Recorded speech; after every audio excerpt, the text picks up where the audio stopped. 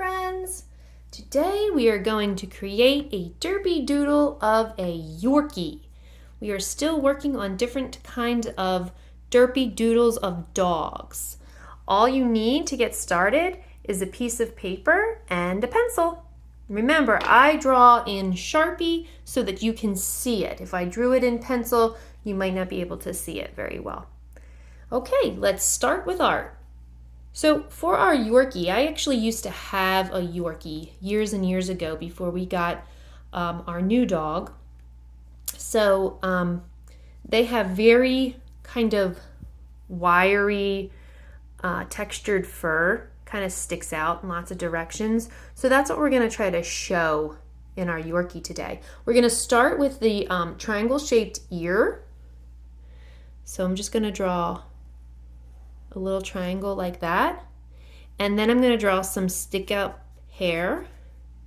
And to create this ear that looks like it's folded down, you make a little triangle, okay, and then connect it to where the head would be. So I'm going to show you that. We did that with our pig in our farm series of Derpy Doodles. So you're going to draw a little triangle like this, okay, and then you're going to have a line connect down to where the head is on both sides. So it looks like it's just flipped over a little bit. We can put a little detail in that other ear and one here if you want.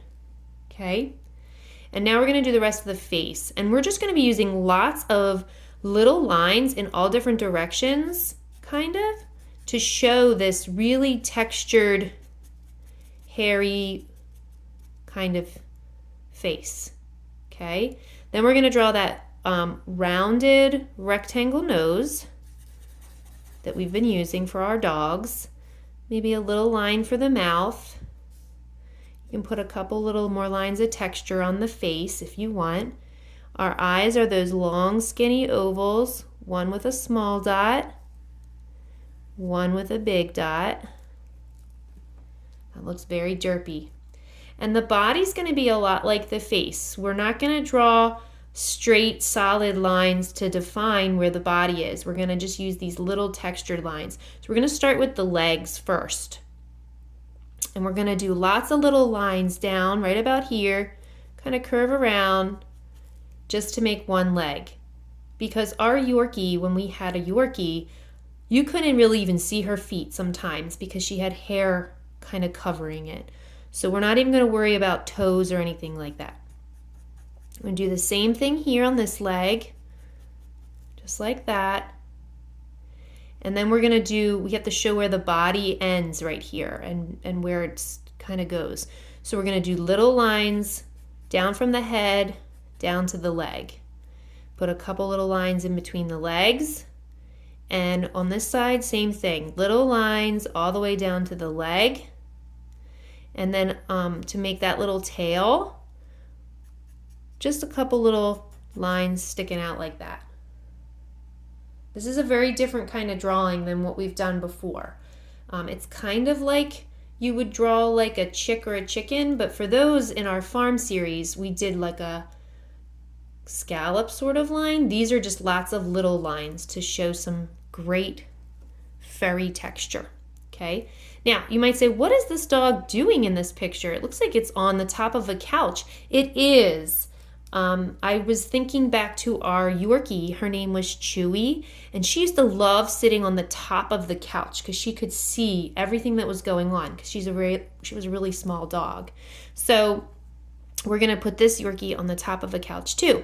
You can add your own details if you don't want to do that.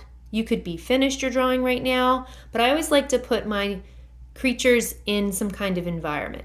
So to do the couch top, we're going to just put a line, kind of a curved line right here, and then stop right about there. And then we're going to follow that line again, maybe a little between the legs, all the way over to here and stop there. Then we're going to connect these with sort of a diagonal line, and then go down to the edge of the paper, and same with this one, down to the edge of the paper. And that gives a little bit of dimension, a little bit of 3D for our couch. And then we're going to divide it in half right about here to have two different cushions. The buttons for the couch are just circles like this, and then I put some lines sticking out to show the material being kind of pulled with the buttons. We'll do that here also. On this side, before I draw the buttons down here, I'm going to add a pillow. So I'm going to just do a diagonal line in, kind of a diagonal line down, and I'm going to do that again, diagonal line into the corner, and then a little diagonal line down just to show some sides of the pillow. I added some details with some lines and dots, like there's some fringe on the pillow. And then this one last button I'm going to put in right here. And that's how I would draw like the top of the couch. The part of the couch where you sit would be like right here, and it's off the paper. And then I added this little picture frame too. It's just a rectangle, so a line down, line across. It's tucked behind the Yorkie a little bit, so you're going to make sure you stop when you get to the Yorkie's ear.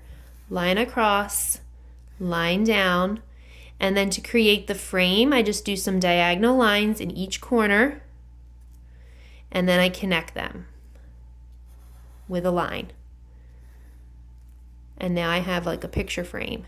If you want it to look like it's kind of on a string hanging, you just draw 2 lines at the top that are diagonal, and then like a little circle for the nail. And then you can put anything you want in your picture frame. I wouldn't get really lost in the details though, because then people will not be focusing on your Yorkie and they'll be looking here. So I tried to keep it simple with my first one because it's just a couple little tree shapes and a sun. So I'm just going to keep it even more simple for this one. I'm going to just draw a hill and a sun, as if it's just maybe a beach picture or something like that. And that's how I would draw a Derpy Yorkie. Remember, with art, you just have to start.